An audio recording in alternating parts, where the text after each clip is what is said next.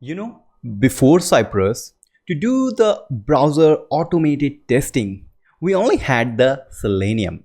And if you don't know about Selenium, Selenium is a browser automation tool. If you talk about end-to-end testing for a front-end framework like React, Vue, Angular, many others, we have many libraries like Mocha, Karma, Jest, Chai, Enzyme, and many more. But apart from all of them, only one is taking the space, which is Cypress. But question comes, what Cypress is? So, in a nutshell, Cypress is a next generation of front-end testing tool built for the modern web.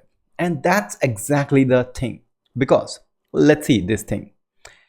If you talk about the case before Cypress, before Cypress, if you want to write some test, then you have to choose a framework for a testing framework, then some assertion library, then for browser automation like Selenium and some add-ons. A lot of things are there just to have the end-to-end testing. But with a Cypress, everything is there. That means Cypress is all-in-one testing framework. Yes, it's an all-in-one testing framework. Assertion libraries, mocking, stubbing, all of these things, and without Selenium. So isn't it cool? And that's why we are going to learn about the Cypress framework for the browser automated testing and end-to-end testing, writing every test using Cypress. Now you may say that, hey Sarthak, I am comfortable with all of these setup. I don't want the Cypress. But I have something for you. That means, why choose Cypress? So first thing, as you know, is Cypress does not use Selenium, which is a big win. It's not relying on any other tool. Next, Cypress is more focused on doing end-to-end testing really well. So just one tool for everything, like end-to-end testings. Next, Cypress is actually work on any front-end framework or website. This is the real power of Cypress, that it's not just relying on setting up on React in some other way and in Vue in different way. That's a really painful thing you have to do when you use any other libraries like Jest, Mocha, Chai, and anyone. So Cypress is that cool that it works similarly easily on every framework. That's the real part. Next, why choose Cypress? Is Cypress tests are only written in JavaScript. That means everything is happening with the JavaScript. There is no other language involved inside this. There is no transcription, nothing is happening there, just pure JavaScript. Cypress is good for developers and QA engineers. This means the fight between the developer and tester is a little bit sorted with the Selenium in your project. Okay, it's really fast. It's really fast than other tooling and other frameworks for testing we have. So let's now have Cypress in our system and let's start with the real coding. To get started with Cypress, you first need to visit this website, which is cypress.io. That's really the thing. And then you will get some text, but we want this thing, npm install Cypress. Now, it says npm install Cypress. That means we need a project, a front-end project, so that we can run or install the Cypress. That means we first get started with a empty project of React, Vue, Angular, or any framework, or just a simple index.js file. Let's see what I'm talking about. So I have an empty directory. So if I see, it says nothing is here. And inside this app, I'm going to start with npm init. And I'm going to use Y flag so that we don't have to answer anything. That's now let's hit enter, and it has created a package.json file for us. So if I now see the list, we have a package.json file. To work upon this, let's first open this with code, that means VS Code. And now here it's not having any dependency, it's not having any file. So let's start with index.js file. This is just a index.js file, and what I'm going to do here, because we are going to start with Cypress, I will copy this one and install Cypress. You can see I'm not having anything, it's just going to have Cypress here in our application. Now while this is installing, let's do something in our file. So maybe I can create a simple index.html file, and here I just have a markup, then I can have one h1 tag for welcome to Bitfume's Cypress Course. Okay, that's super duper easy thing. Now once we start installing this, since we didn't have any node module folder, now you can see the package.json, it's reading from the package.json, although we don't have anything, but still it's installing something related to Cypress. Now you can see it's installing bunch of libraries, and that's actually the dependency of the dependency of the dependency. Like every dependency related to anything is here. So maybe Cypress needs something else, that needs something else, and that's why we have a lot of dependencies.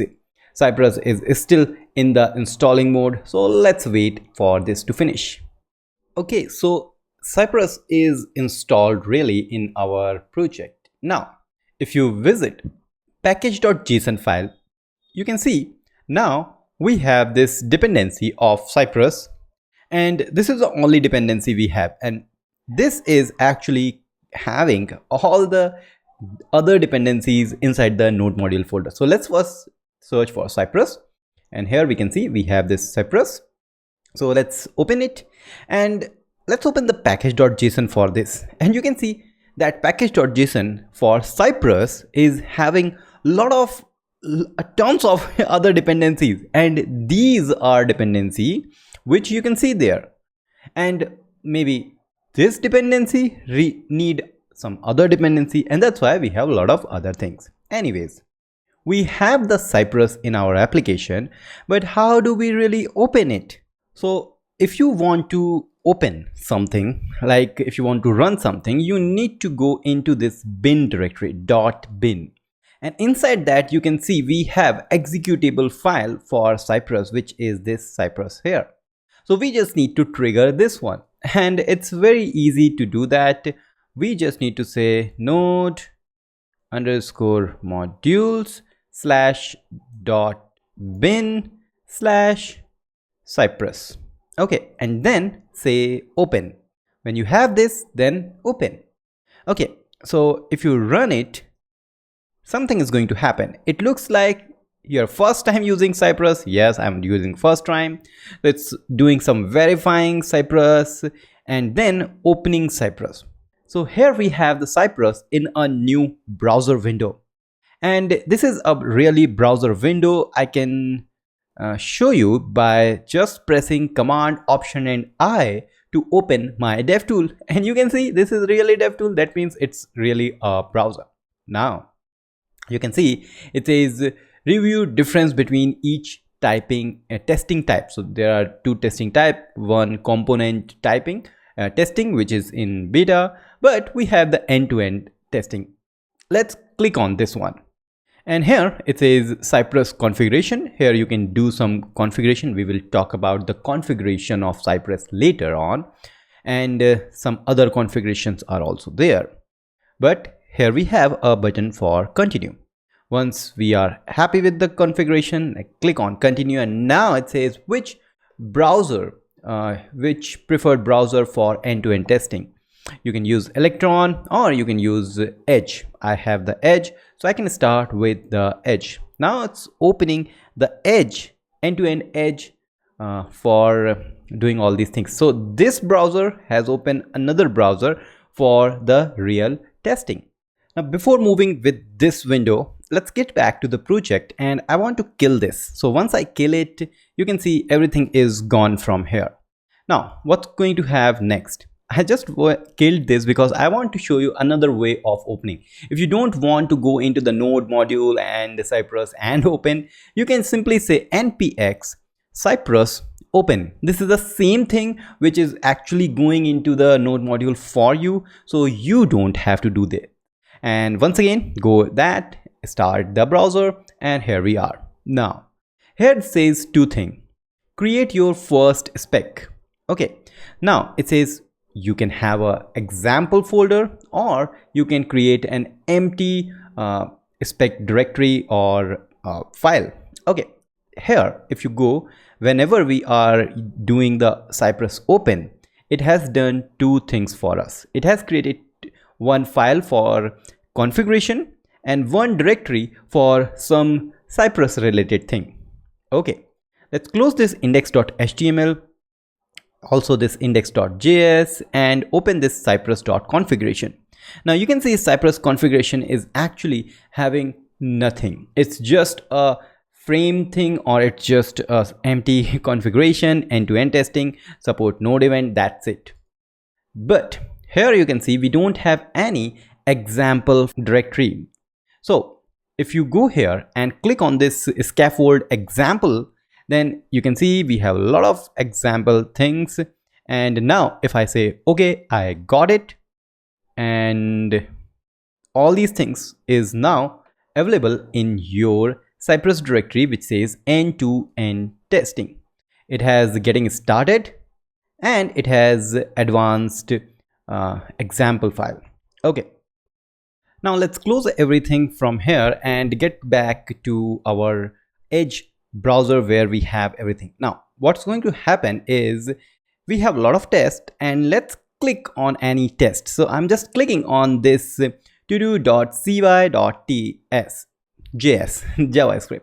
So click here and you can see something amazing is happening. I can visualize what actually happening, what test is doing. So similar to that, we have all of the tests on the example, advanced example file. So if I click on this icon, it's going to expand all the tests we have. So I just clicked on the to do one, so just close it and let's click on the action, and now it's going to run all of these tests inside of this file.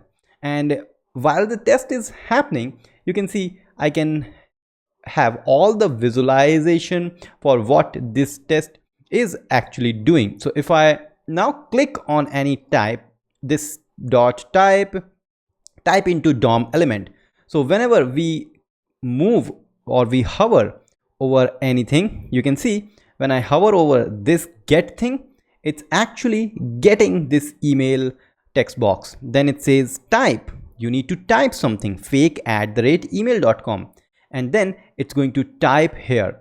So you can just click after. So once that is done, it is now typed. Then it says expect that this input have the value of fake@email.com, and that's exactly passing because it's green. And similar to that, we can click here, and similar to that, whatever we are doing here, we can visualize, we can debug each and every step, what happening inside of the test and where something is breaking or not, or what happening. One more important thing to see here, we have this rerun button. So just click there and it's going to execute each and every test of this file again. It's extremely fast, as you can see, and in very short span of time we have completed, I think, around 10-12 tests. Another thing is, you can see it's actually going to the example.cypress.io. so this is a website which we are testing through the Cypress. This means we don't need any project, and you can see we don't have anything here. We are not testing yet any JavaScript or HTML till now. So that's the overview of Cypress, how you create the test. But we need to dig into the Cypress getting started to do test and understand it. After that, we will start writing our own test. Now, before moving forward, I just want to have here two files, which is called readme.md,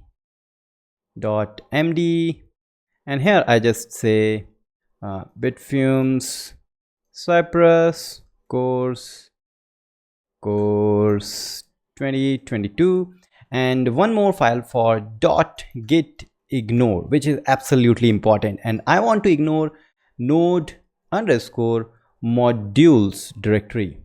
So like here, and what I'm going to do, I'm going to initialize or create a new repository which is for Cypress Course 2022, and make sure you write the spelling of course correct, and that's good. So maybe I can do something like this. Okay, this is good. And now I just need to make it public, create repository, that's it. Okay, so what next? Once we have it, we need to initialize the git here. So go to the terminal and say git init. Once git is initialized, you can see there is nothing after this node module because it's ignored and we don't want that. Now I say git add all, everything is added. Now you can see it says everything is now added. Okay, so I need to do the commit first. So I have just done add all. I need to do commit with a message of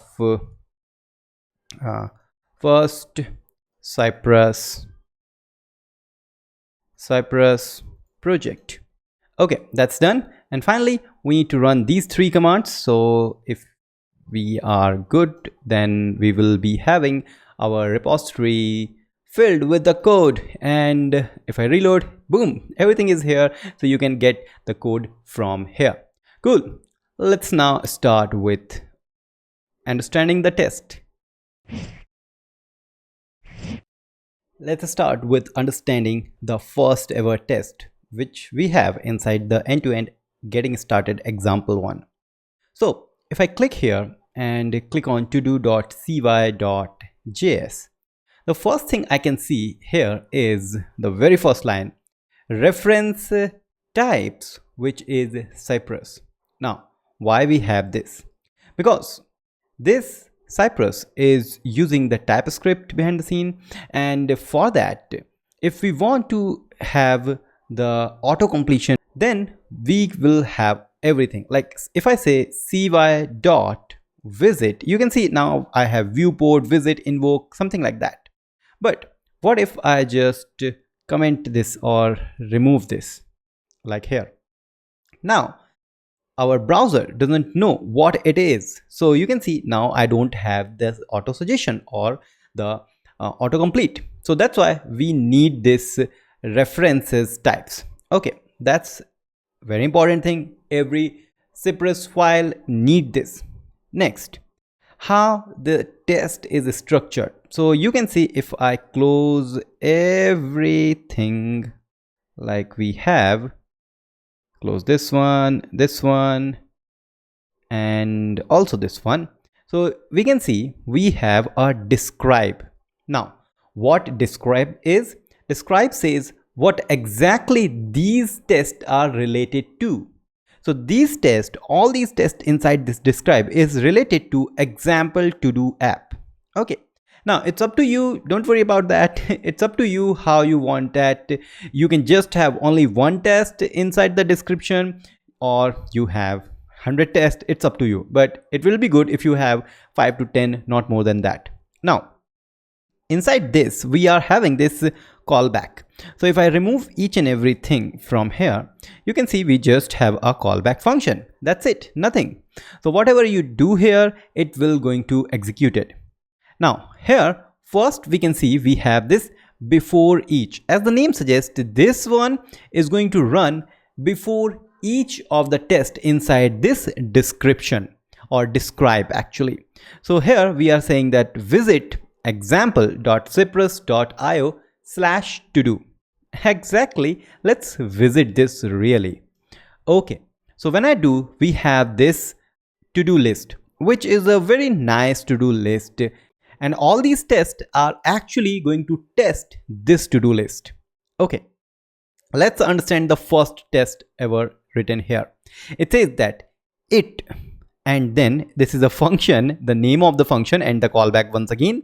So it says that it display 2 item by default, and 2 item is pay electricity bill and walk the dog. Okay, so it says that first what you have to do, you have to get a dot to-do list. If you don't know what we are doing here, it's similar to the jQuery world. So with the dot, that means we are saying there is a class of to-do list. Inside that there is a HTML tag of li, and that should have only 2 length. So we can search for this one, so we can inspect it, and yes, we can find that if we see, we have a class of to-do list.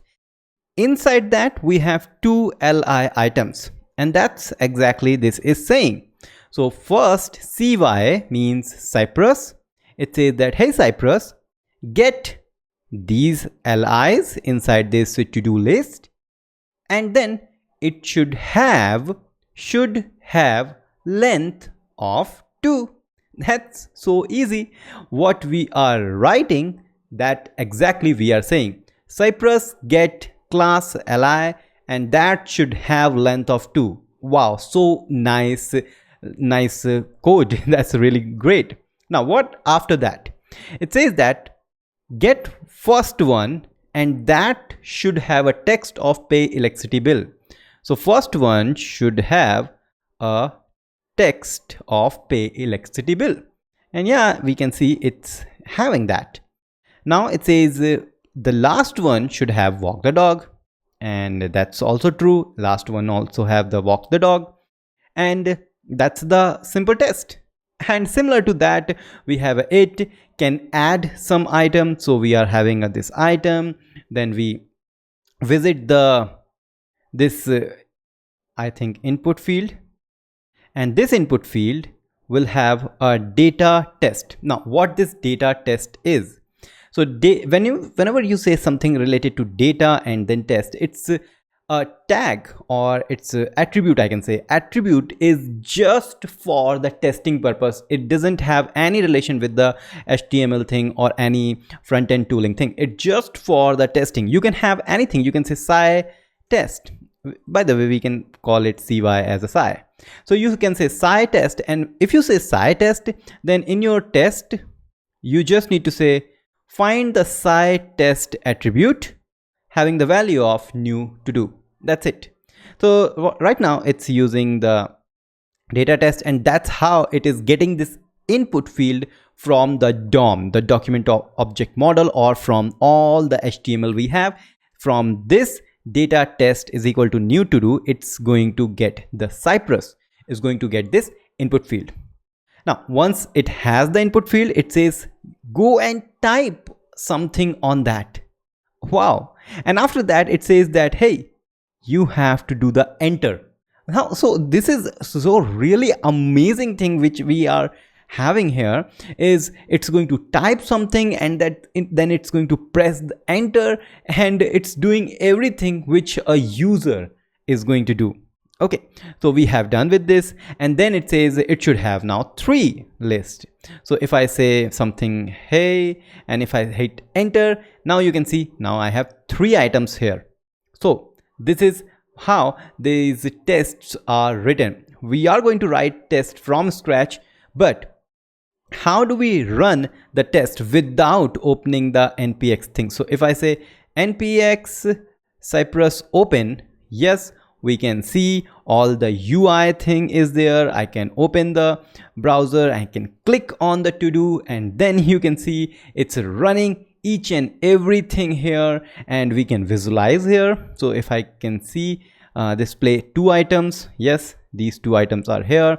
If I say it's going to add something, so now you can see getting this input field, then typing something, we can move after that. You can see it says after hitting enter, it has now added feed the cat, and then it's asserting that now it has 3 items, and the last one is going to have the feed the cat.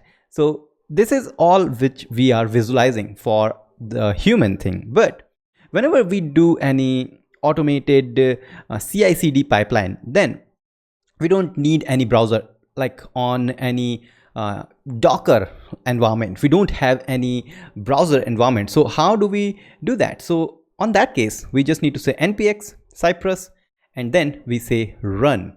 Yes.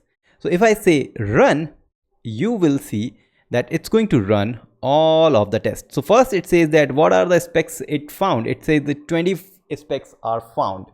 So here it's on the to do, then action, all these are here. And now it says the search directory is inside the Cypress end-to-end, and asterisk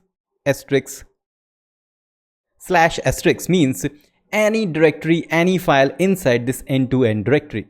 Now you can see first it's running todo.cy.js, then it says 6 tests running, all passed. Then it's running some action related action, 14 tests, all pass. Then we have alias, 2 tests, all passed, and then assertion. So something like that. It's keep on doing until it finished with all of the tests on our project. I can kill this by pressing Ctrl and C, and this is really great. But this is not good when you really want to test for one file only. How do we just run only one file with the Cypress? So what we have to do, just when we do the run, let's get the help. Now it says when you get the help, it says like we can define the spec. So spec, or yeah, so here we are. You can see we have the spec or just the S.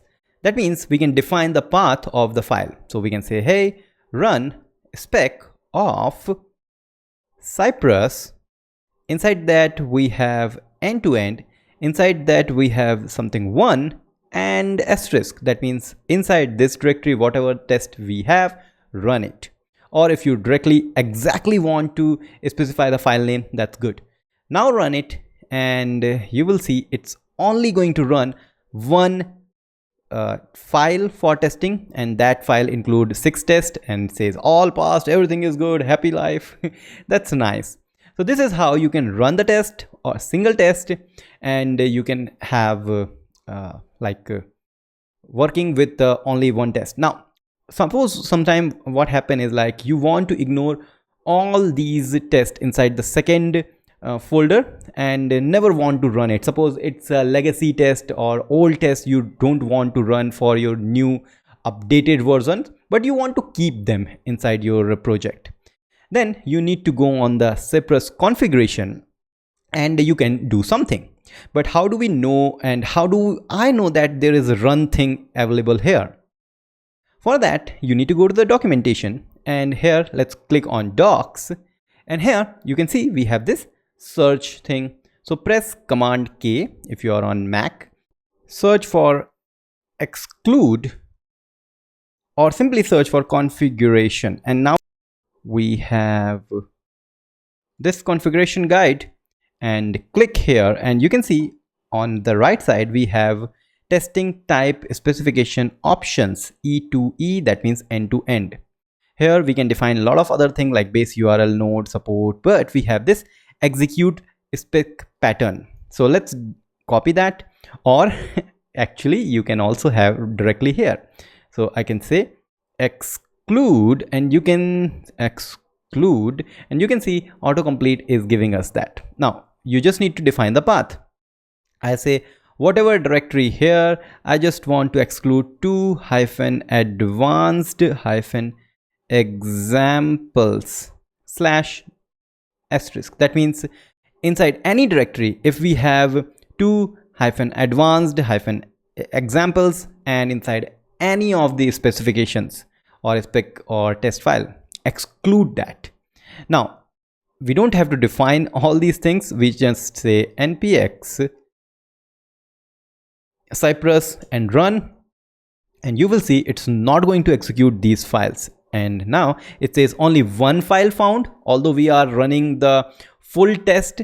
So we are running the npm Cypress npx Cypress run, but it is running each and everything. So that's how you actually work on the configuration. So I just want to keep it because later on, if we need, we can change it, or maybe I can remove it so that whenever we need to just run this one, I can use the configuration like this. Okay, let's move with the Cypress.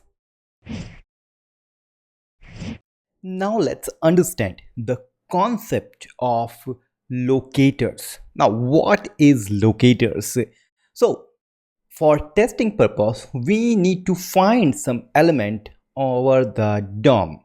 Now, to find any element, we can use the element name. Suppose you want a button, so you can say button. But let's see these things in action. Why just talk? So I will go and create one directory here called learning, so that all the tests we are going to write should be inside the learning, and we will not going to touch the existing example tests or specs. Okay, here I will create a test called locators.cy.js.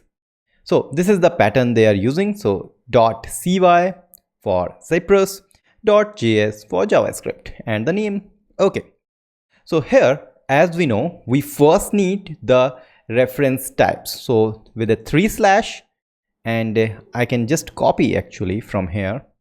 So we need something like this, like here. So what is the purpose? As I have already told you, this is going to load all the types for the Cypress. That means we will get the autocomplete. Now let's describe this. So I say describe, and it says first give me the title. Title is learn about locators. Okay, now here we need to type what we want. What is the test we want to execute? So the test is very simple. It says that it can locate a button on the page. Okay, and here we need a callback function, and then we can write our first ever test. But the question comes, where we are going to test it? We are going to use a website which every developer is using every day, every time you write code or you want to do any search. That means the Google. Yes. Now here we can see we have a input field, then we have this Google search button, and I'm feeling lucky button. Now the locators is actually going to find something inside the DOM. So first, how we can check for that? So we need to say cy.get. Now get inside this is a function, and then we can provide like the title of any HTML tag. We can find that HTML tag with ID, the class, the attribute, anything. So we know this is actually a input field, and let's get that input field directly. Here we can see it's an input field, and let's have the input field. So I want to search any input field inside of the website. This is done, but yeah, we are missing something, but I want that to be error, or let's see when we run what we get. So first I say npx Cypress open, but if I do this, I get this kind of a structure. Let's okay, so configure, start with edge, and here we are. Now we can see we have third directory with the locator.cy. Click here, and now it says getting the input, but where where it is going to visit. So it says that when you want to start, you need to use the visit. That means you need to tell to the Cypress that, hey, this is the web page you need to visit, and then do something, location or locators. So we say cypress.visit, and visiting https://google.com, And yes, that's the thing. Whenever we save, as soon as I save, you can see it's doing something and it's happening, and you can see this is the Google page opened here, and on the left side we have the test happening. So something is happening here. So you can see at the last something happening, and we don't have our locators. Yeah, we have the locators actually. So if I click here, it's going to search for input. So visit is done. There are some XHR request, but we don't have that. It's keep on loading, so that's the issue. Okay, so what we can do, we can create a function and we can say visit Google home page. Okay, so first thing is we need to visit, and after that we can say locate the input button, and now whenever we save, it's going to rerun it, and you can see now it's done. So first it visit the Google page, nothing else, and then it locate the input. So when I click on this, you can see the real amazing part here is that it has actually highlighted the element which is selected by this get function. So I said that, hey, give me the input, and it says that, okay, I find 3 input fields. So one is this, second is this, and third is this. Isn't it really cool? Now that's okay, but we want the input field where we can type the input field of type of text. We don't want any input field of type button or type submit. So yes, we need to filter it out, but how do we know that what we can use? So if you don't know how and what you can use to get it, or which selector you can use to locate the input field, you can go on the Cypress, then you will find this kind of icon. So you just need to hover over it and then click. Once you click, then you can see you have the arrow, and wherever you move your mouse cursor, it will actually going to give you the selector. Now what next we need to do? We actually want to know how we can select this input field. Now once you hover over it, you can see it says that there is a class of G, capital L, capital F, Y, and F. So this is the one, but the real power of Cypress is if you click here and then go at the top, it says that if you try to get an element with this class, there is only one match. And now suppose I say it's going to be the input. If I do this, it says that there are 8 elements available with the input as a tag, but we said that, hey, I need this one. This is the input field only. So once you are happy with the selector, then you can just click on this, copy to clipboard, and it's done. Go here. For now, I'm just going to comment this, and then I just run it with the command or the selector which we get from Cypress. This is really cool. So once you do this, you can see now it says that getting with this class, and there is only one thing selected. See, once I hover over it, on the right side you can see there is only one thing, one element is selected. Okay, so this is the way we can get any element. Now suppose you don't want to use this thing.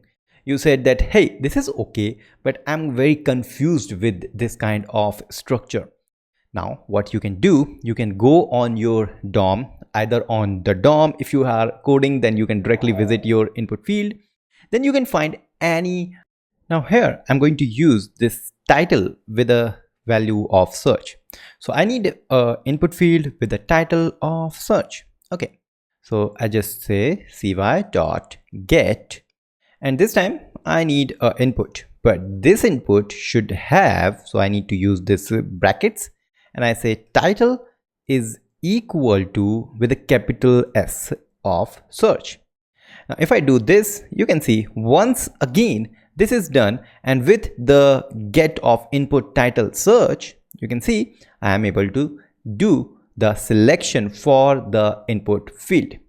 Okay, there is one more thing. Let's try that. You can see we can have the value also, or type of text, or name of queue, whatever you want. So let's try with the name. So here we have the name field, too much zoom. So let's get back with the name field. So I need to find with name of queue. Once again, you can see it's done. But there is one more thing. See, search for what we are doing. We are doing search for input or an element simply. So instead of saying that it's going to be an input field, if I just say the name should be queue, that's also going to be a valid thing, because it says that, okay, I will find each and every DOM element and search for its name. And if that name find, yeah, you can see it's there, but it's failing. It says that expression is wrong. Since this is an attribute of any HTML element, we need to move that into the square brackets. Remember, we are doing this title of search. So title is actually the attribute. So I say that for any of the HTML tag, search for the name of queue. If I do this, save this, and you can see, yes, it is done. Still, we are selecting the name. Okay. Similar to this, you can also do search with the ID. You can also do search with the data attribute. So suppose here, once again, if you see, there is a data ved, but this is not going to work because Cypress only work with the either of data test or data cy. So you can do that also, and that is how you do the selection, and this is for the selector. So I will get with the name of queue and go with this thing. Now let's move to the next topic in Cypress. Now, since we know that we are getting an element of this input field inside this Google homepage, next task is to check that it really exists inside the DOM. So there are various assertions available, and since this is just a finding, we can also do some more other things. First, let's see how we can assert or make sure that it is visible, because it could happen that there is a input field available but it's not visible.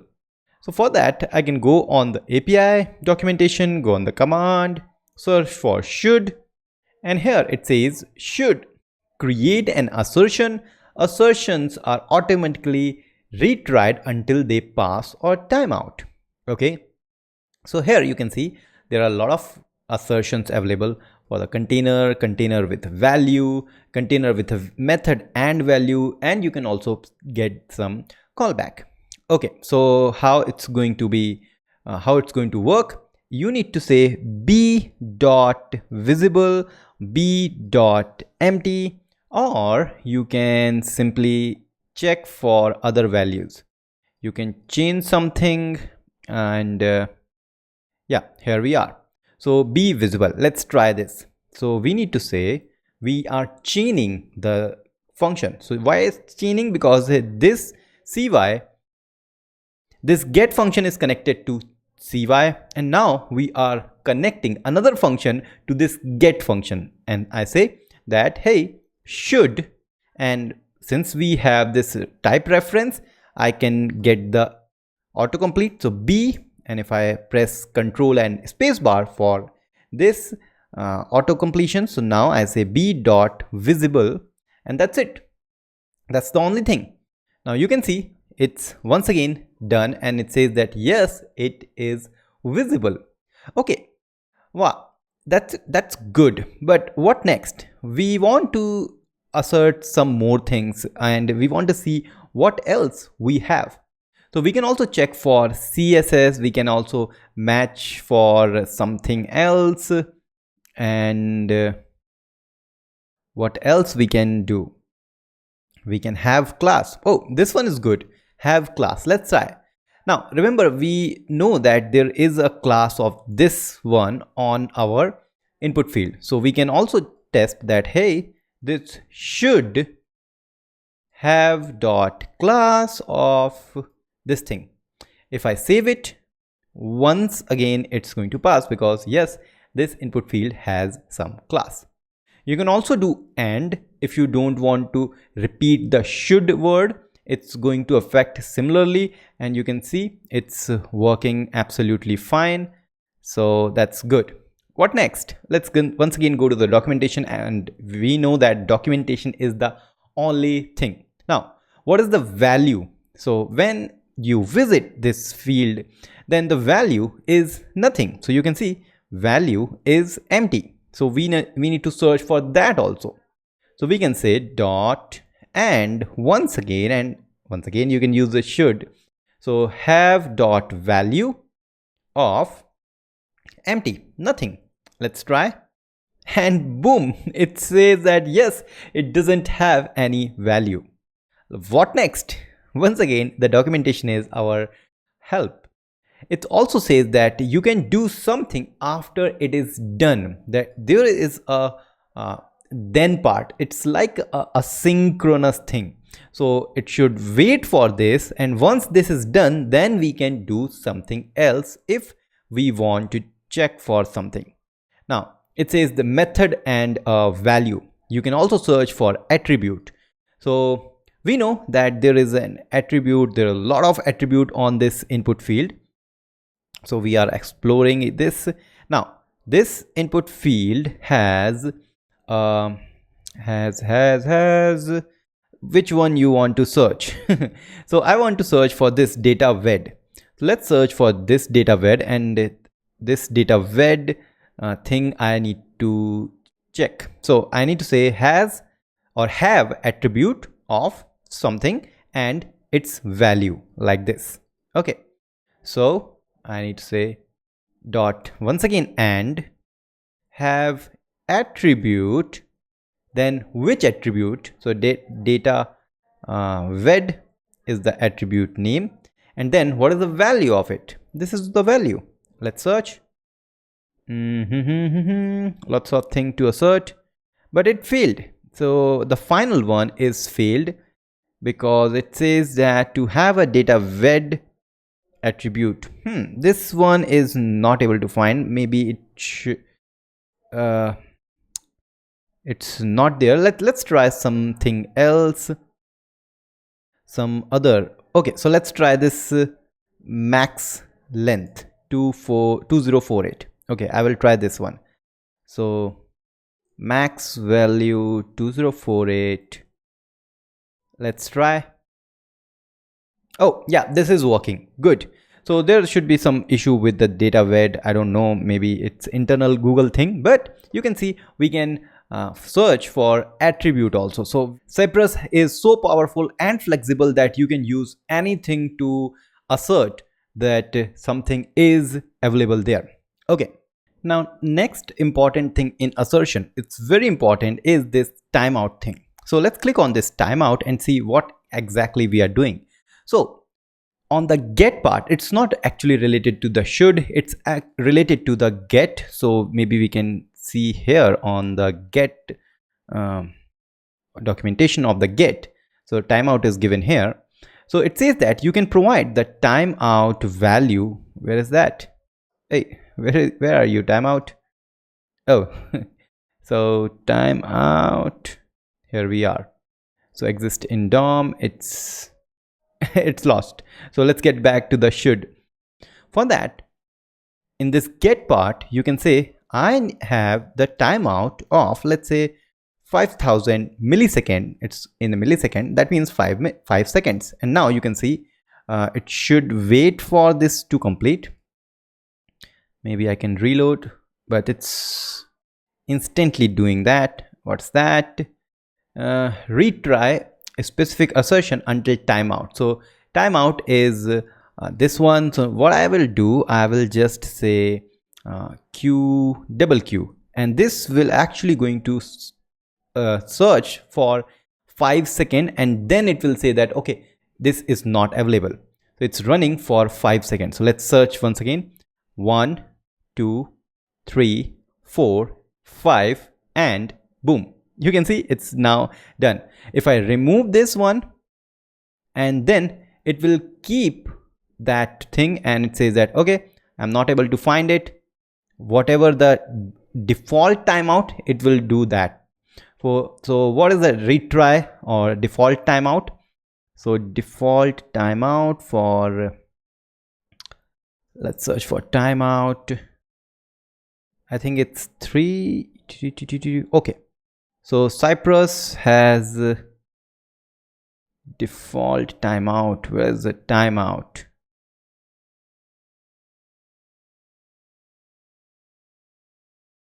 Okay, default command timeout is 4 seconds.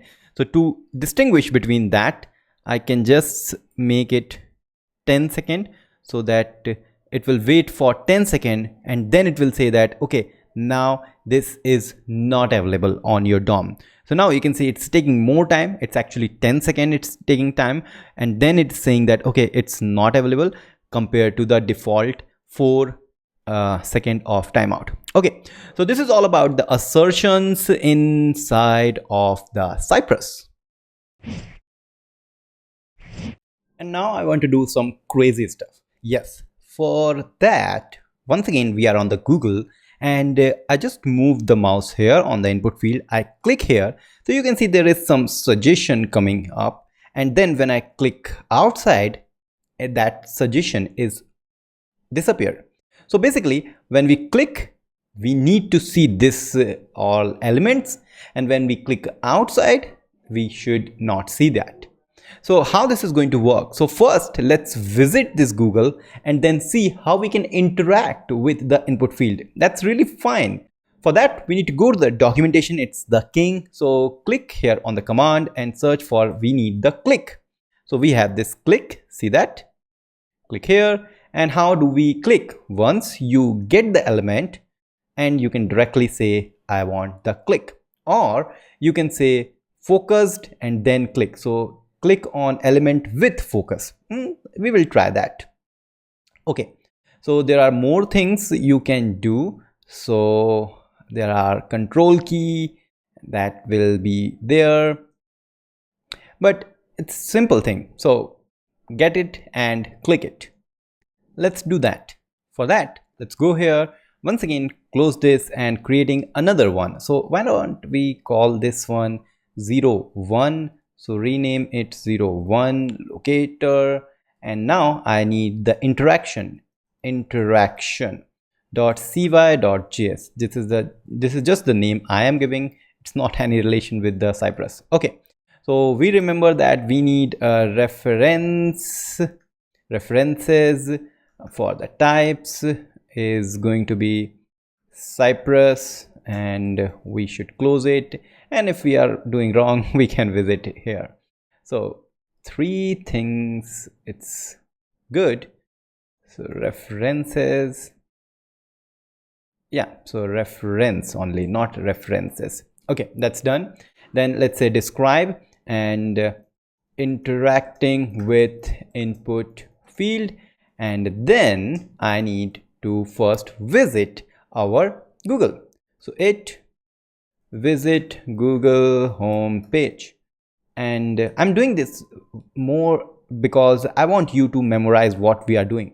cy.visit and google.com. I'm doing it fast, and then I say click on input field, and let's just first click on input field. So we know that we can find that by cy.get and getting with various things, but I want it with the name of Q. That's good, and that's it. So this time I want to run only the single command. For that I'll say hey, once again let's open it, npx open, and go here and open it. Boom. This time we need to run the interaction, and it's visiting Google, and click on the input field. So it's first getting it, we are not clicking yet, but let's see how we do the click event. So it says dot click, and that's it. Yes, we just need the click event.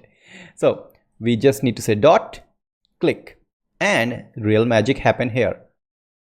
And you can see there is really a drop down, but we just need to assert that this drop down exists. So for that, we can once again go here, click on this selector, and move our mouse over anything like on this selector. Yeah, so this is the thing.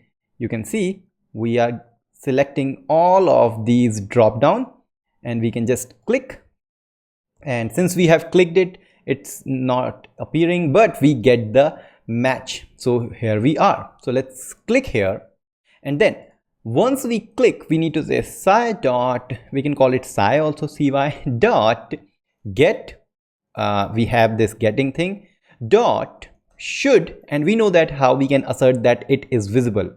We say dot b dot visible, should be visible. Wow, that's so nice. Let's see. And yeah, our test is really passing. It says that be visible. That's really good. And every time it's having different suggestions, so we cannot assert the real suggestions we are getting, but we can assert that trending result will be available here. So here we can see that whatever we are having on the drop down, it should be visible. Also, it should have, or it should contain a text of trending search, like this, trending searches actually. So we can say dot contains, and this is the another thing I explaining you, contains a text of trending searches. Let's save it. And now once again it's passing. Wow, that's so cool. What next? The next thing is I want to click outside, and this should disappear. Okay, how do we do that? So any outside element we can click, but let's click on the body, or let's click this logo. So what happened if I click on logo? Let's see on the real thing. Okay, that's good. Click on logo. Yeah, that's nice. So select for the logo, and logo is there. Copy this one, and once again we say dot click. Okay, so we are clicking on the logo. So that's good. It was visible, but then it is. You can see we can trace each and everything. So first it says it is getting this element, then it's clicking it, then we assert that it is visible, and then once again we get the trending searches, and then we once again clicking on this logo like here, and it should disappear. We need to say that this thing should disappear. So we say should remove it, should not be visible. Okay, wow, everything is passing. So finally it's visible, then we click on logo, and after that it's not visible. Wow, see, this is so crazy easy thing. Now here we have some difficulty understanding what actually happening. What is this ID? What is this ID? So you can actually do the comment here that clicking on Google logo, something like that. It can be done in various ways, but just commenting is not a good thing. You can do some variable thing. Yes, you can define variables inside this. So I say that const visible, or I can say search drop down first. So or I can say before and we can call this as here, and then I can say search drop down before should be visible. So if I go here and see, yes, it is working. Then once again you can do here, and we can call this after click. So here we are, and now we say after dot should be visible. Yeah, that's good. Now you may think that we can use the same thing, but this is selecting at this moment, and this is selecting after we click. So there is a difference between these two things, although we are doing the exact same thing, but that's not the case. One more thing you can do, you can say search drop down, and you can point out this class right here, and we can simply say, instead of these things, we can say sci.get of search drop down, and also do that here. Oops, not there. Yeah, then here, and remove it, and this is also going to work. Yeah, so this is more flexible and so easy thing. If you have any ugly classes or any selector which is not descriptive and not be understandable after some time, one amazing thing which Cypress provide is the alias. So yes, we have all these options to make something readable, but what we can do here, we can say sci.get, and here we can say like this, and as search drop down. Now what is the benefit of this? Now we don't have to use any kind of variable. Instead we can directly say @search drop down. Now whatever alias you have given, you need to give here @ just like that, and then it will be running perfectly. That's it. That's so easy thing. Isn't it really cool? And if you don't want to use this alias, yes, this one is for you, the variable thing. Okay, so this is about how we can do some crazy thing like clicking and seeing that, and then once again go out and make it disappear. Next, we need to really click and type. We have clicked it, but we need to type it now. Let's really do the typing and doing the search. So first I say Bitfumes, and you can see I'm getting these suggestions once again, and the second one is Bitfumes GitHub and Fast API and Laravel and more of that. But how do we do that? For that, let's go to the documentation, and on the API I can search for typing, and here we are with the type. Click here and we get on the type. That means we can really do the typing. So how do we do that? First, we can get the element as usual and then type whatever text we want to do, because this is going to be an input field. Yes, we can type it.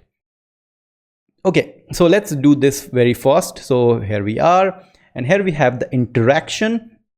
So we are interacting it. So first test is for click, and click on input field and see search suggestion drop down. Now second test I'm going to write is it, and then says that search type Bitfumes on the search input field and assert result.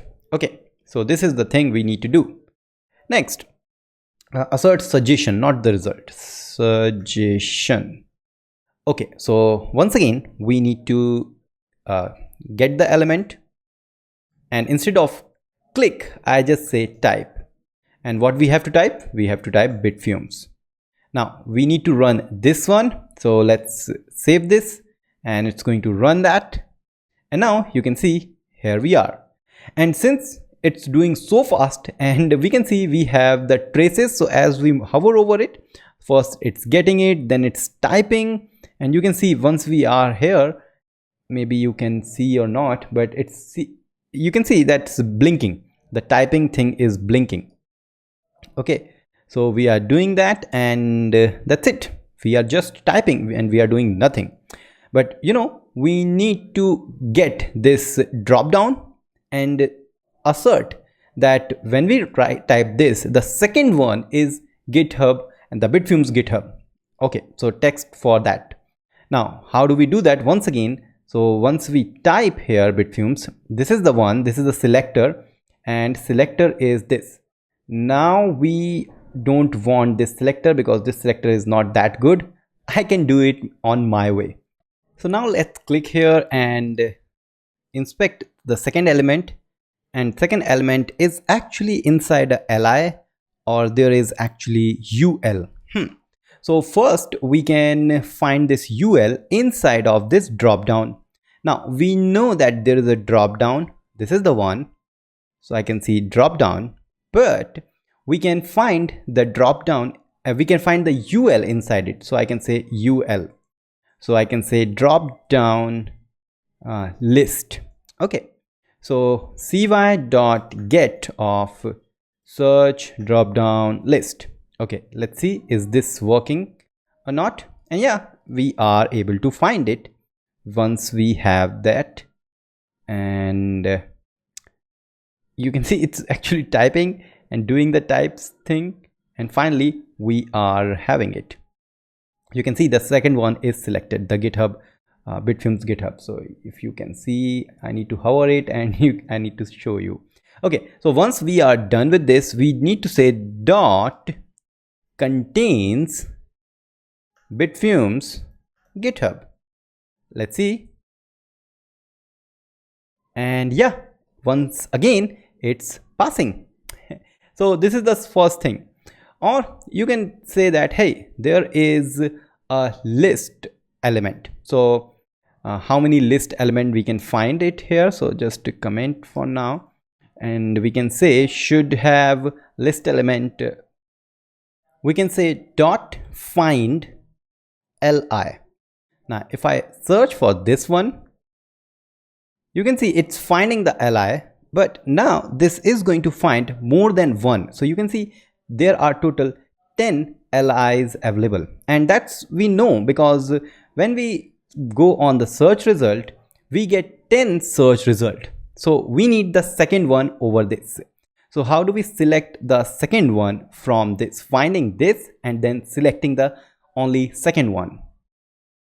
For that we need to say dot, is there a second? No. There is a first? No, I don't want that first. I need to filter out. So once again go and find, there is a find thing, and then we can see there is a find and there is a first.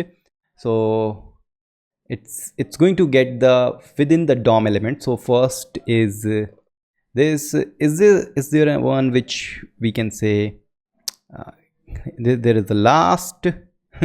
So how do we get the first, or how do we get the second one? So for that we have this one, EQ, get a DOM element at a specific index. We need the second one, which is having the index of EQ of 1. So once we have this, then we can say dot contains, and we can actually change it like here. Okay, so let's do this. And wow, that's once again successful and everything is done. Okay, so this is how we are doing it. Now what we need to click on the second result, and then we need to perform the real search. For this we can once again say that, hey, once we have it, we are selecting it, then at the last we can say click on it. And as we know, once we click, yeah, we have the result page.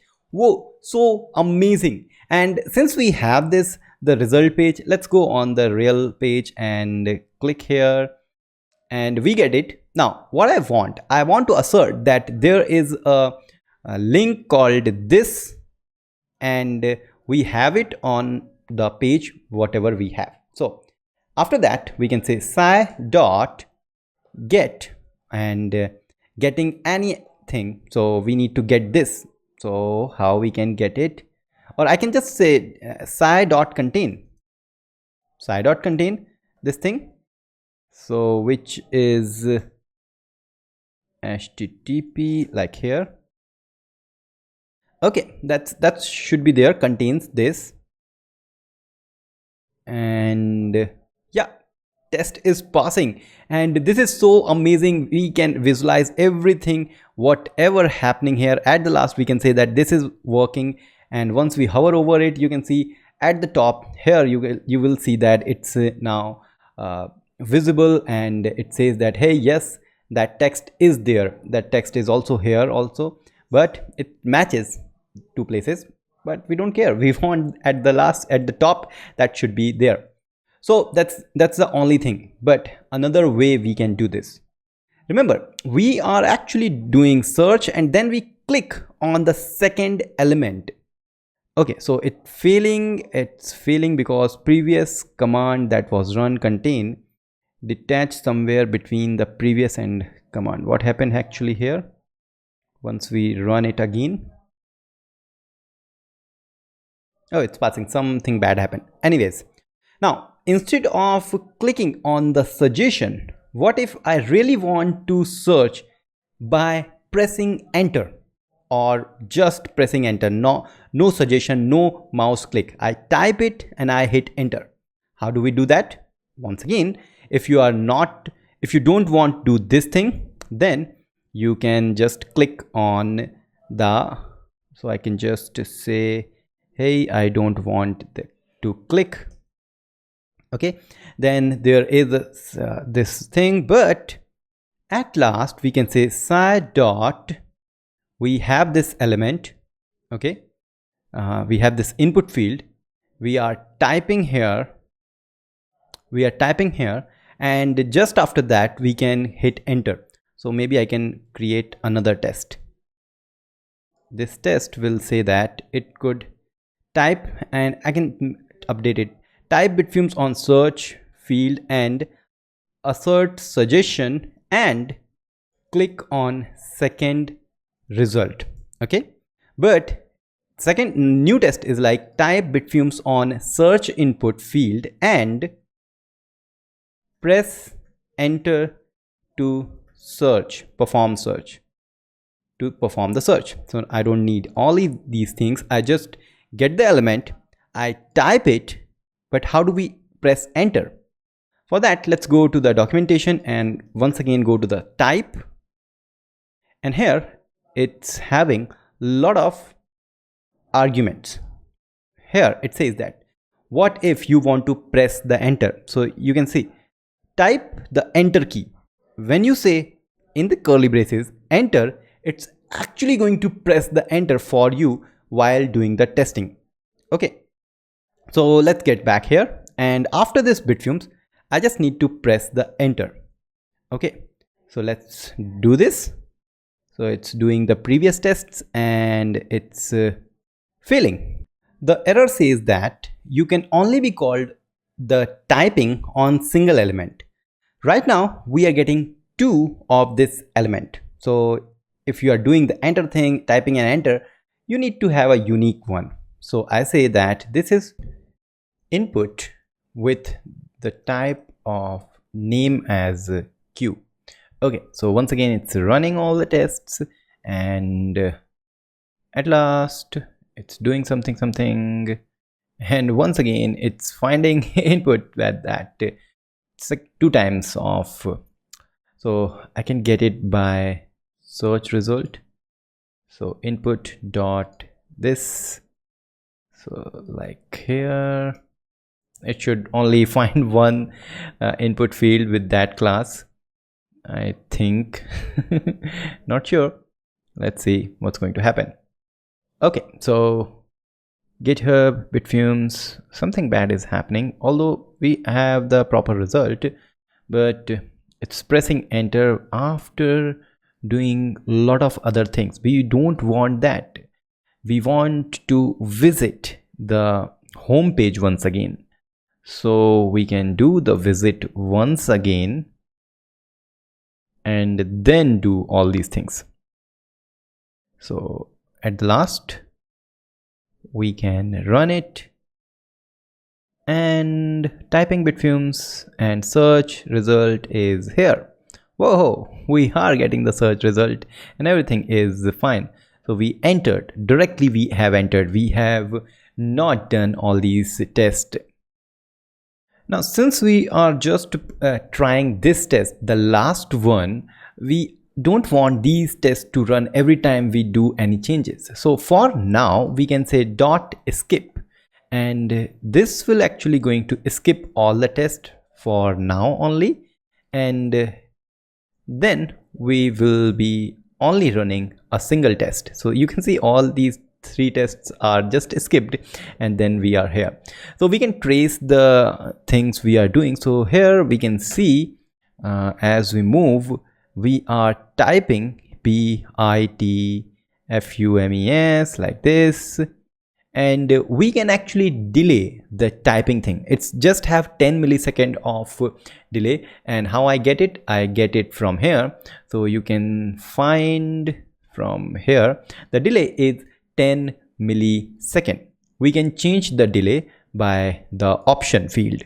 So I think the option should be here, comma option, there is a delay, and I want the delay of half a second, 500 millisecond, and it should be typing very slowly. So you can see BITFUMES and then hitting enter, and that's good. One more time, I really like that. So see, this is going to type BITFUMES and then hit enter. This is the real power of Cypress, that it can do anything you want and whatever you have in your mind.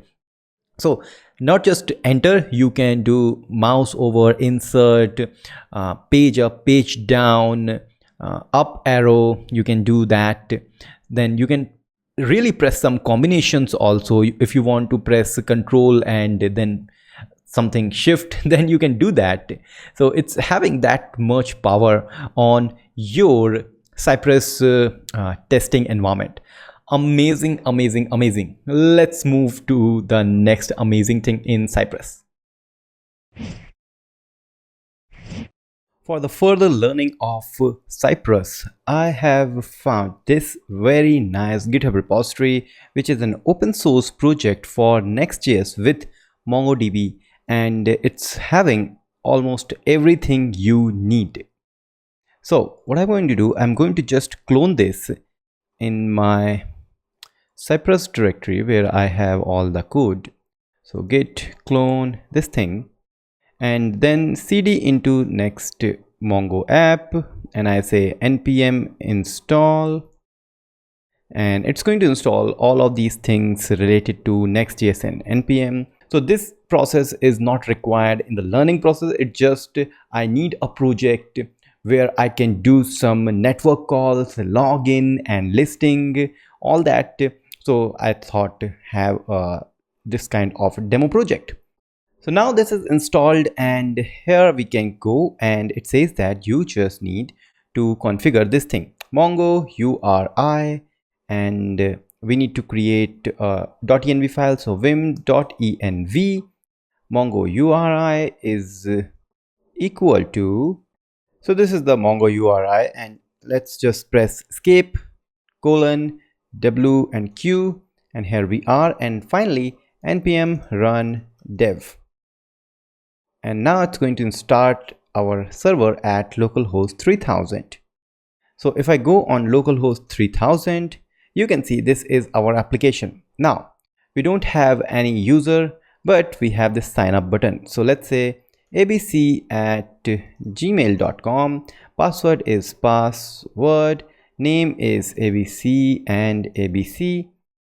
Click on sign up. It says at least 4 characters required, so abcd, and it's created. And you can see it having very nice share your thoughts. So I say I am feeling happy, hit post, and you can see it says the post is created.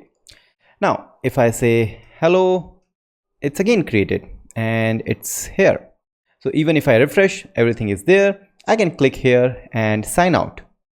Boom, you can see this is the very nice application. And once again, I'm going to save this URL on my learning. So if I create one for third one for Next.js application.cy.js. So this is the test file or spec file where I need the references. So reference types is Cypress and close it with the small r. Okay, Here I say I need the describe, and here I say what I can test first inside this. So I can see I have two feed here. So I need to check about or test about that, hey, some feed will be available here on the localhost 3000 / feed page. Okay, so let's search for let's write a test for test feeds are available. Okay, now this is good, and what I'm going to do, I'm going to create our first test. It says that visit feed page. Okay, and here I just need to say that site dot visit, and we know we need to visit for localhost 3000 localhost 3000. Okay, so let's run this one and keep running this server, so I can just minimize it, and here I can see I have third application, third spec file, where I can see I have some problem. It says describe like this. Okay, now it has visited, but it should visit the /feed page /feed. Okay, now yeah, we are here on the feed page, but it is having two feeds. So first we need to see that there should be some list, and how I can get it. So click here and go here. You can see it is having a class of post list root cj24, and then we have some another class of post root c6weka, whatever it is. So instead of getting from here, which is not that happy path, I can go on this localhost 3000 /feed, and then I can search what are the classes. So how I can get all these list. So here we are, and this is the wrapper, but this should include, yeah, so this is the div I need to find with this class. So let's create one more test, which is right like feed it count the feed as 2. Okay, so it says that it only count the feed as 2. So first I need to say sci.get getting a div with this id. Let's see. And yes, you can see finally we are getting the id, this one. So this is okay, this is fine, but what if I go inside of this div and says that, hey, there is this div with the class of post root 6weka, which is responsible for this abcd. We can get that by the class, and says that dot find, and when I say the dot find, that means it's finding inside of this div class. Okay, now I say dot find and dot should be visible. Okay, let's see. And now we can find it. Here we have two divs, and that's not a problem, because now at this point every feed is available, and that's the real thing. But we need to say that this should be 2, the count should be 2. Is there any way we can say the count? So dot and count, no, not a count, have call count, not have call count. So how do I do the call count? So I can go on here and search for count, and what count as a result, test result.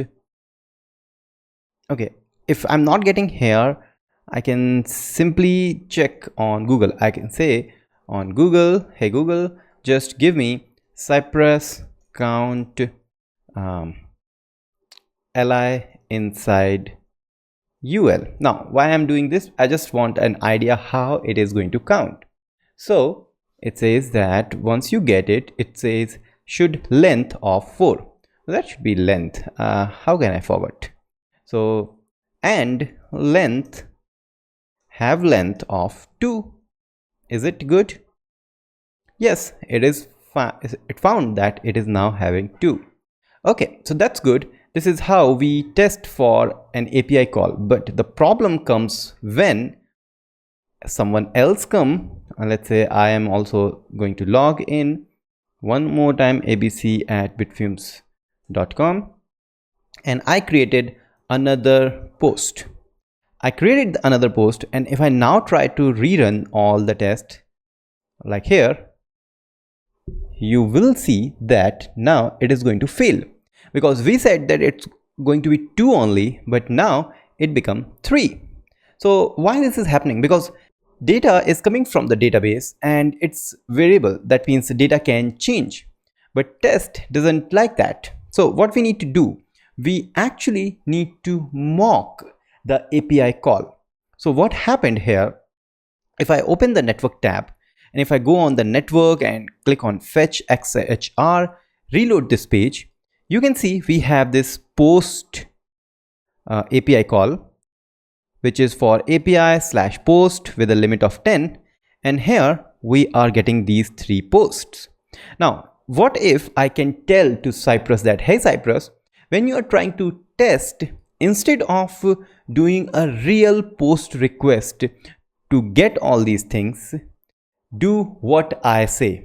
This is called the mocking and request mocking. So do we have the mock here? Request mocking, interception we have. So intercept request. So this intercept request will actually going to intercept and return whatever we want to return. So first we need to say that, hey, I need to intercept, and there are many ways to use this intercept. You can just say the URL, you can say the URL and method, and you can give the response also. So what I'm going to do, I will try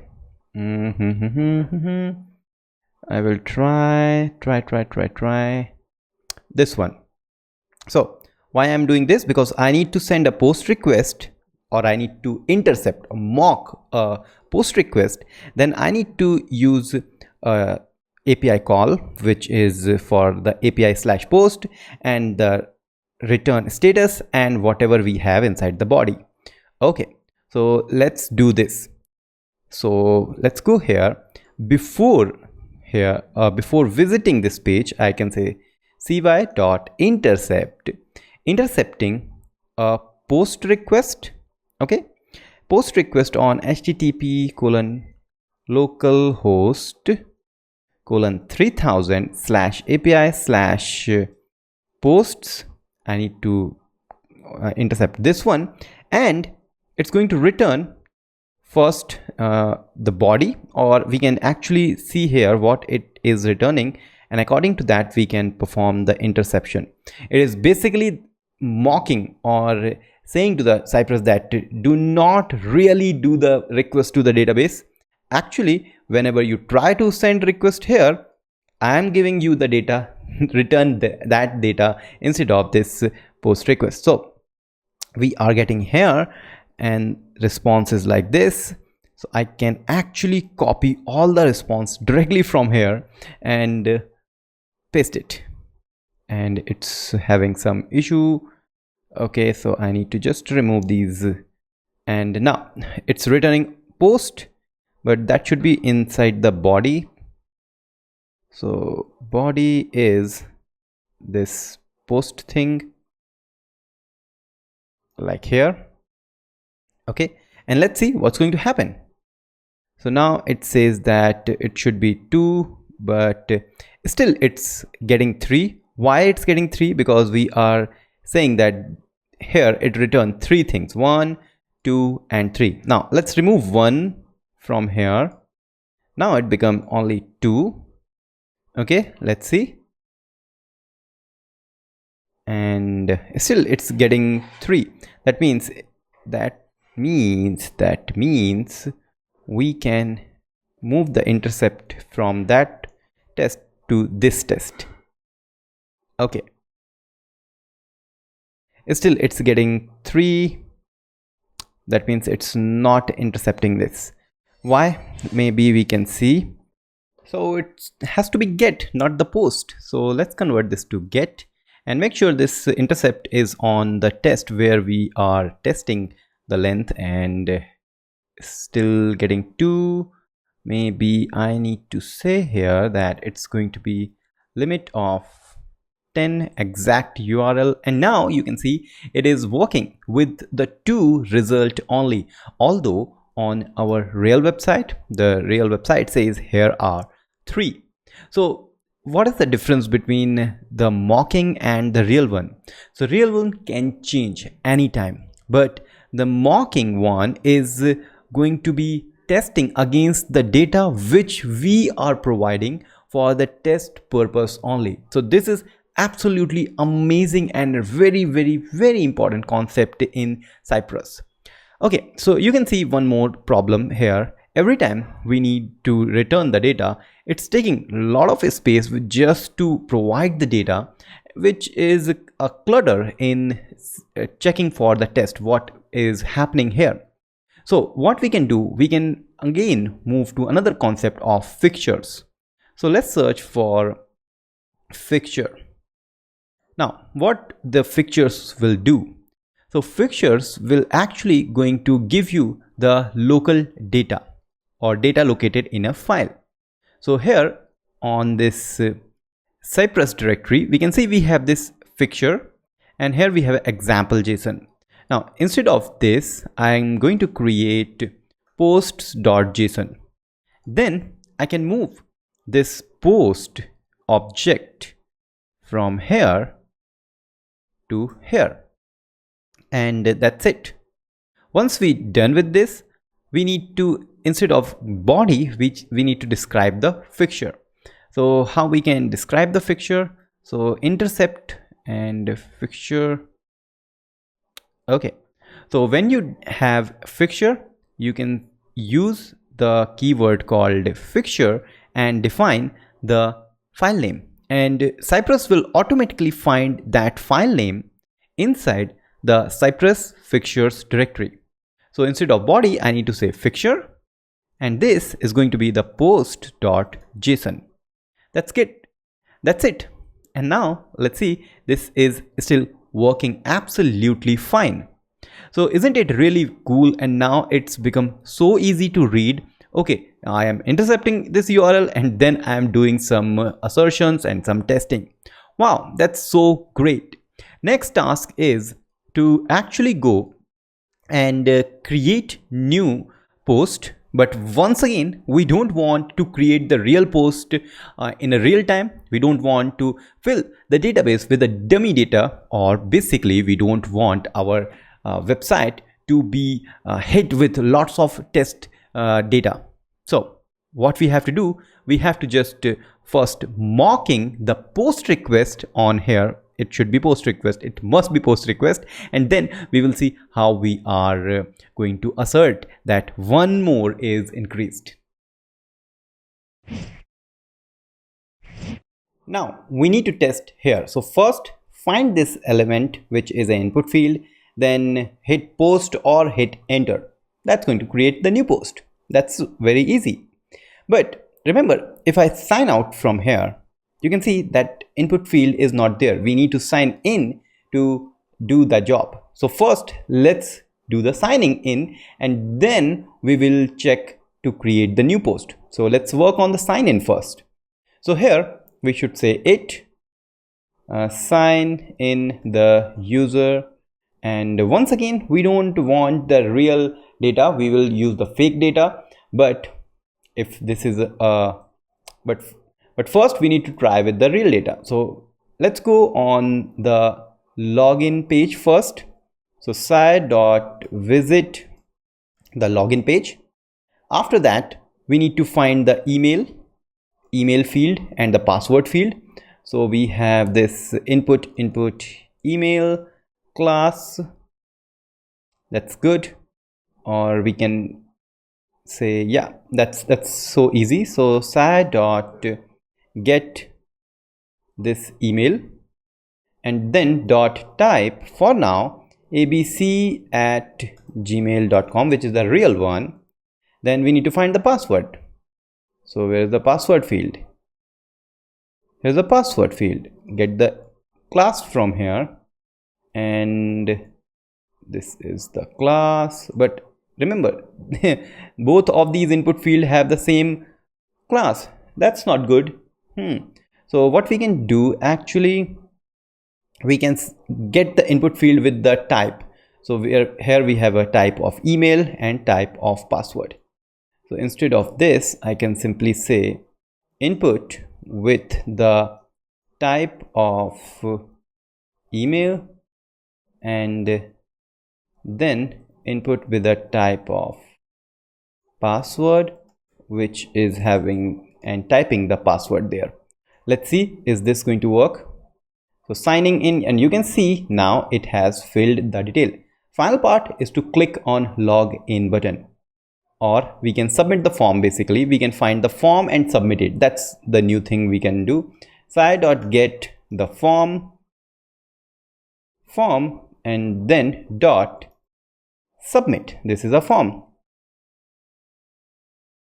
and you can see we are really logged into the feed page. Wow, that's so easy. Now once we are signed in, then we can do another thing, which is for testing of creating new ABC, creating new post. So it create new feed post. Now we need to do the real call. Okay, once again, you can mock this also. Okay, but for this time we don't actually need to mock, since this is just a dummy data, but you can really mock that too. Okay, so how it's going to work? First, assert that only 2 posts are there, then create new post, and then we will say assert 3 posts are there, because it has created new one. But to have the 2 posts, we first need to mock it, and actually we need to do this full thing. Okay, so here we are done. So it should only get 2, and yes, you can see last one is also done. And then we need to create new post. How do we create new post? First we need to find this input field. So let's get the input field, and here we are. We have this input field with the ID, and we can check, like, what if we only get one, this one. Okay, that's good. So sci.get with this ID, and then type I am from Cypress. That's good. Save this and see the magic. It has logged in, and then it says that I am Cypress. I can press enter by saying like enter here, or I can use another thing which is called .then. Here we can actually do the asynchronous thing, and here we can say that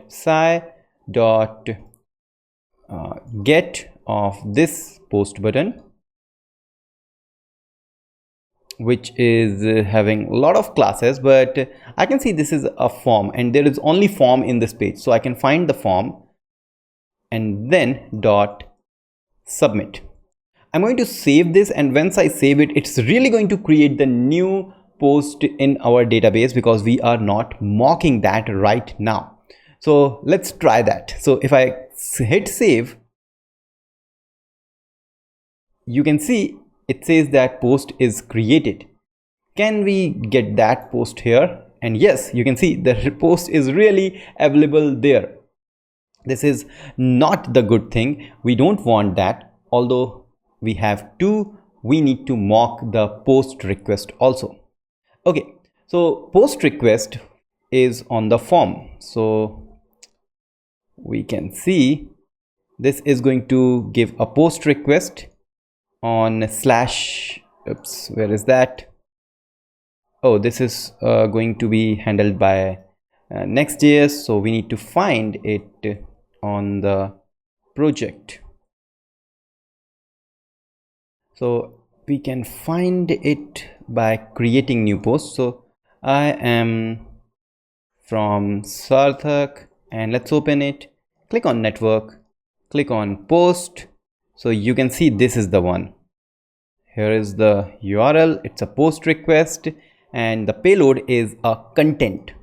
Now we need to say sci.intercept a post request on this URL, and the data will going to be, the body will going to have content as I am from Cypress again.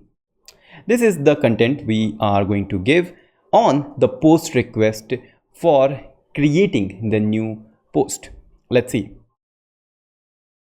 And you can see it has created, but is it going to be available here? So you can see now there is no new post like I am from Cypress again, so which is I have given. But then we need to once again do this assertion, and this time it should be 3. Okay, so let's search and say that this should be 3. And now it's not updating, it's having 2 only. It should actually update, but it's not updating. It's so this is happening because every time you create, you can see it is checking or fetching the post once again. It's not just adding it as it is. So the point here is we have this fixture, and that fixture has to be updated, but we cannot update the fixture. So we can create another fixture, or we can keep it here because we just want to create new post with a message. So maybe we can just search for the message we are getting. So another one, if I say, we get you have posted successfully with the, oops, that's gone actually. So that should be there. You have, so there should be something inside the DOM. So sci contains this you have posted successfully. Let's see, is this going to work? Because I have removed the checking for more than 2, and now you can see yes, it is working. So at one point we are getting this you have posted successfully, which we are getting. That means the post is really created. So you can see you have all the power what you really want, and everything is here inside this Mongo GitHub repository for Next.js Mongo app. You can download and check it. So yes, we have done it. We have done for login, we have done for create, we have done for list of the thing. But next is, you can see here, it's not here on the example, we are using this, we are visiting every time, and here we are visiting, here we are visiting again. So what we can do, we can learn about the hooks which is going to run for different places for the Cypress test. Now let's learn about the hooks. What are these hooks? The hooks are basically a function which runs at a specific time during your test suite. So there are the name suggest, which is running for before, then before each, like before each of the test, then after each, and after. So let's try that on our post JSON on our next application. So here I first say before, and this function is going to be run only once. I am before hook, not call, hook. Okay, so here we are, and I'm going to open the dev tool, and let's do that. Maybe I can Can I do this or move it downside like here? Okay, so we should have only once.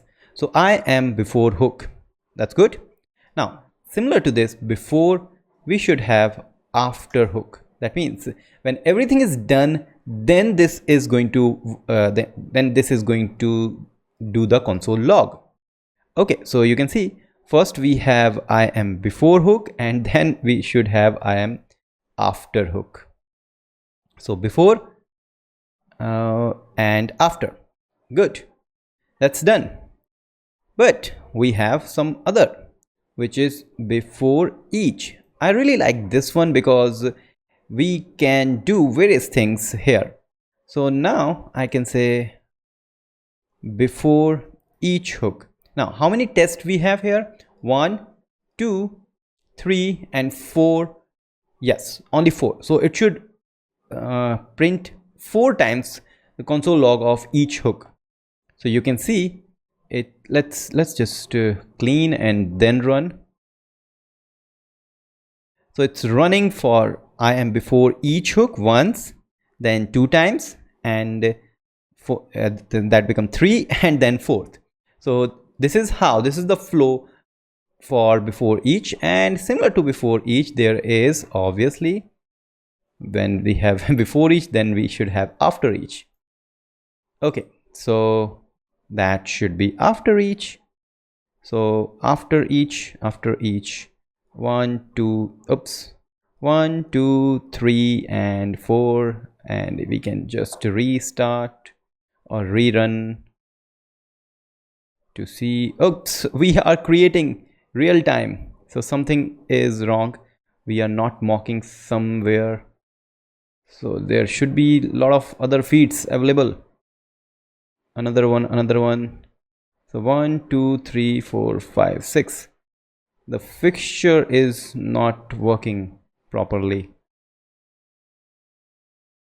Something bad happened here. So you can see on the second test, count is 2. It says count is 6, which is the real one. It's not doing the mock. Is it because of the hook? So what if I comment all the hooks? Then you can see it's working.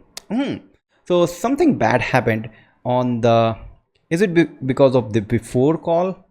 Let's try. No, it's because of before each call. No, that's not the deal. What about after each?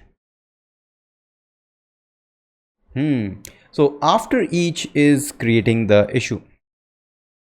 So you can see this after each is creating the issue. It says that something is not good. Add log. So something is not good on the after each, which is actually making issue on the intercept part. Anyways, you got the point. So how we can use these? So I don't want to use the afterwards. I want to use the before each. Now before each will be like, I can create the URL, or I can say const base URL is equal to this one. Okay, so here we are like this. And now since I have this base URL here, I can use the base URL like here, and I can say base URL, and similar to this point I can say base URL and move it with the template literal like this, similar to here and here. So base URL and doing like this. It should be something like this, Okay, so what happened? Oh, visit and then this. Good. So it is done, and whenever we are using this localhost, it should be base URL, but it says base URL is not defined here anywhere. So what we have to do, we have to say let base URL, then hey, the base URL is this one, and it should work. Now base URL is not defined. I have defined it, bro. Oops, that's the issue. Yeah, everything is working now. Cool. So this is really great thing. Now this should belongs to before call, because it's only does the thing only once. So we don't want to call it again and again and again. So let's just comment this, or actually remove the before each. And if you have something you want to do before each, then you can do. One thing which I really want to do is intercepting for before each. In that case, I just always going to intercept this URL for the feed, and it doesn't matter if we are using it or not, it's going to intercept it. So here also it's intercepting, so I can remove it, and that will become little good one. Everything is still working, but we have used two amazing hooks for our tests. You can see we are repeating ourselves here when we want to assert how many posts we have. Like this time, then we have similar thing here, and maybe as the application grow, this will become more repetitive task. So there are many ways to do this thing, but Cypress provide a very nice point of creating a custom command. So just like sci.intercept, sci.visit, sci.get, we can create our own command which can do whatever we want. So how it's going to work? Let's search for custom commands, and here we are.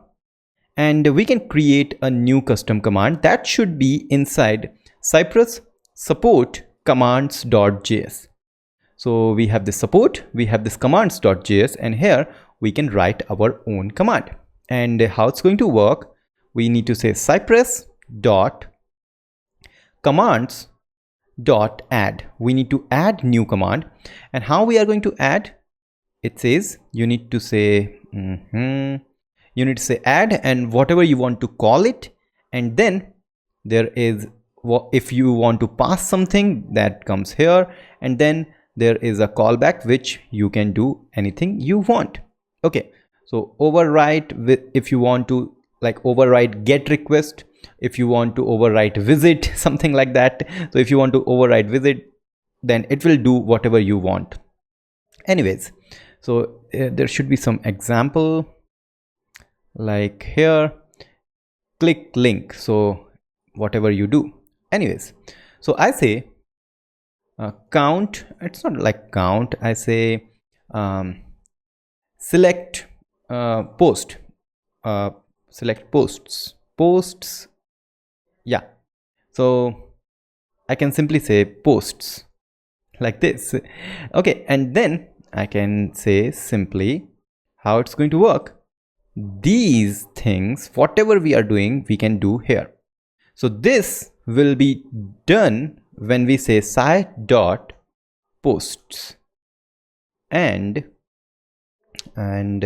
this should be like this. Let's see, is this going to work or have some issue? It's working. It's working very easily. So it says sci.post. I can convert this to should have length of 2. Amazing. So it's become so readable, and all the ugly code comes here. We can do the same wherever we want. So we can say sci.posts should have 2. If you want to say have 3, that will also be done. Cool. So this is good. Now, if you want to say create post, we can say another one, Cypress.commands, .commands.add, adding new command called create post, and this will be like here. So it's getting the input field, typing something, and then it should do the thing. Okay. How do we done with this? So we are here, but every time we want to write something else, so what I can do, I can say what you want to post. The post data comes like here. So I can accept the data, and data will be like when I say post dot si dot create post, and then I provide whatever I need to send. So once I done with this, then whatever we provide here comes as the data, and then we do all these things, and you can see everything is still working. But now if I go here, I say create post, boom, so amazingly easy and really nice. Now next is sign in. So let's create one more for sign in. Cypress dot commands dot add, I can call it login, and when I do the login thing, I need to do all these things. Now we don't have the base URL right now, so I can get back to http //localhost:3000 login, but this is not good. We will see how we can use the environment variable later, but for now I say sci.login. That's so easy. I'm really happy. I'm really amazed with the custom command thing, which is really game-changing thing in Cypress. So you can see, so easy. Visit, post should have length of 2, login, post should have length of 2, intercept, create post. This is like I'm reading something. It's not test, it's just reading something. Oh my god, that's so easy. Amazing. Let's see how we can use the environment variables now. Now remember, when we created the custom command, we have to write the localhost 3000 every time we are on different file. Similarly, if we are looking here on the third Next.js application, once again we are defining a base URL here. Suppose later on or in any other machine it should be localhost 3001, then what's going to happen? We need to change it on various places. Instead, let's work on the environment variables. So just search here on the environment variable, you will land on this page, and what you have to do, you have to create a environment variable, whatever you give the name, and then call it cypress.env and then the name. Okay, but how and where we are going to do this? So it's here inside the configuration file. So we first need to create a config, cypress.config.js. Do we really have it? Yes, we already have it once we set up the Cypress. Then it says you need to create an object for env. So here we are, and we say that. Now I say base URL is equal to, I can copy from here like this and paste it. Remove that. That's good. Now what's going to happen, instead of this, I'm going to simply say cypress.env.base URL, and now you can see we are getting the autocomplete because we have defined that on the configuration. Once this is done, let's go here, and now it's failing, I believe, because of undefined thing. It says it is undefined. So let's go on the documentation. Oops, we need to use the function, not the object thing. So we can say like this, and it should now work. Yes, it's working. That's the first option you can define. Or you can simply use another thing, which is creating a cypress env.json file and then have the env there. Let's try this one too. Cypress env.json. And now we can move this base URL, and this is actually a JSON file, so it will be like this, and we can remove the env from here and see if it is still working or not, and rerun. Okay, something bad happened. Maybe I can restart this Cypress. It says that, yeah, similar view. Similar to that, we can do start and run this file. And yeah, again, it's working. What are the third option? You can define the Cypress underscore the global env. You can just export from your terminal or command prompt. That's also going to be easily work, but I like this one, Cypress env.json, which is really cool. So I can do one thing. I can just say config move to here also, because I need the base config like here when we do the login. Okay, so that's working absolutely fine. So this is the way we can have the configuration, but environment variable, not configuration. So there are more options, like third option I told you. There is fourth option also. When you run the Cypress through the Cypress run command, then you can define all the env whatever you want to have. And finally, inside the test, you can define as a third argument. Let's try this third argument one, which is really good. So I'm just going to make it empty and then go to here. And is it the third argument or the second one? Second one. So second one will be the env, and here env will be env will be so how is that? It's going to be like this. Okay, so that's done. We close it, give the comma, and yeah, it should work once again, which is working, I believe. Run it, your tests are loading. What happened to this Cypress? Hey Cypress, why are you stuck here? So every time I start, okay, so something bad happened. It says Cypress error, unexpected JSON. So we have this env. Oh, unexpected JSON for this Cypress env, I believe. So I just rename it to anything else so that the Cypress will not detect that file, and it should work now. So try again, click on try again. Yes, that was the same issue. Okay, so run this and it's working again. But I really hate this one because it's a clutter, but there is an option if you want to override any env variable. So what if I provide like Cypress config and I say that this is going to be the one, but with a 4000. So the env is here 4000 on the Cypress env JSON, but this time for this test only, I'm making this as localhost 3000. Let's see what's going to happen. Okay, so once again, there is some issue, I believe.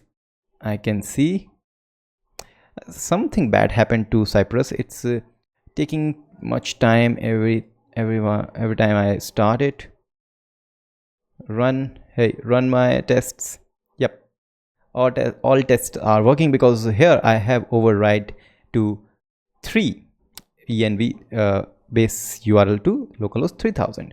Okay, so if I remove it, it should once again say that, hey, it's not working because localhost 4000 not available. I can update it right here, right now with the 300, and it should work absolutely fine. Really amazing thing. Great. So this is about the env in Cypress. Now, before ending this course, there are a lot of amazing things I can tell you on the API, on the concept. There are component testing on for different Vue, React things. But we're going to end this course with the command of npx cypress run command. Now, what this command is going to do for you, I have already explained you, but let's just run this. So it's going to run each and every test on your project, and once it is found all the test, it's going to run all the test, and it's going to create a video screenshot or video for the test, whatever happening here. So remember, we can just say that, hey, don't run that test, which are example test. Run the test only executed in the only available in the learning directory. So execute spec, not that was exclude. So is this include? No, I'll search for spec pattern. Yeah, spec pattern. So spec pattern will be asterisk asterisk 2 times asterisk slash learning slash asterisk. Okay, I'm going to cut this and remove this video directory, and then once again run. Now it should only run 3 tests. So you can see it's just found 3 tests. That's good. And now it's running and it says passed.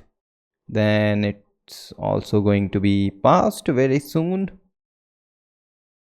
Typing bitfumes, searching, something happening.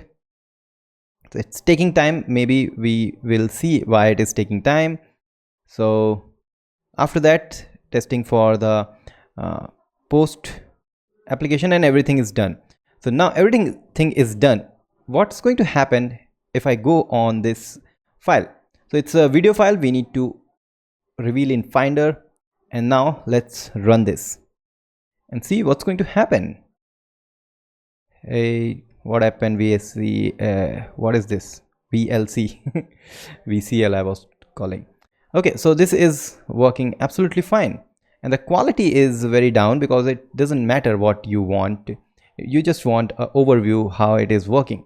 So if something bad is happening, you can trace it here, because when you use the run command, then that time you don't have the option to see what's happening. So this is actually we will use when we use the automate testing, like on the GitHub Action, Vercel, various places.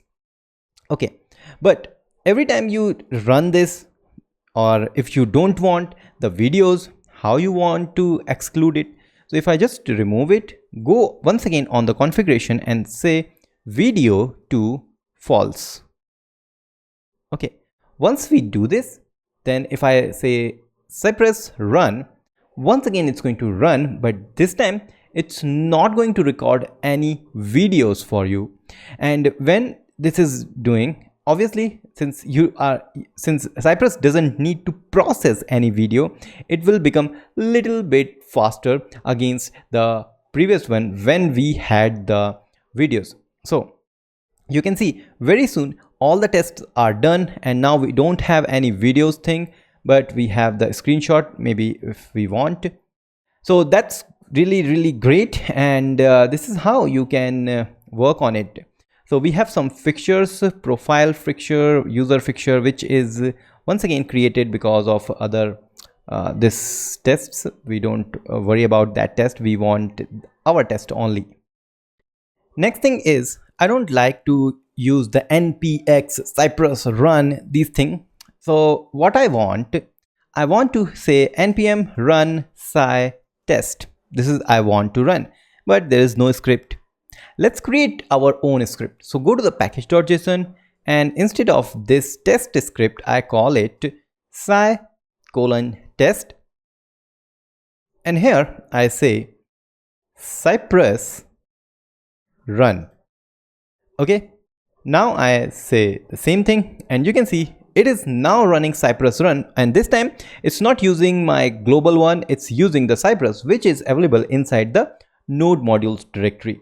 Okay, once again, this is really useful when you want to have this on the CI/CD pipeline or GitHub Action or Vercel, anywhere which execute the test for you before moving into the production. So as I said before, there are a lot more amazing thing on the website.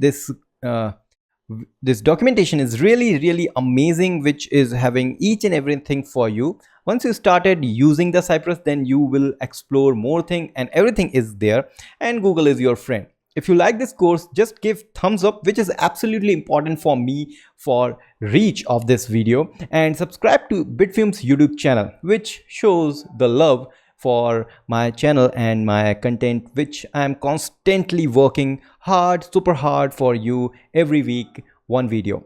Cool. So let's meet on some other videos. Till then, goodbye.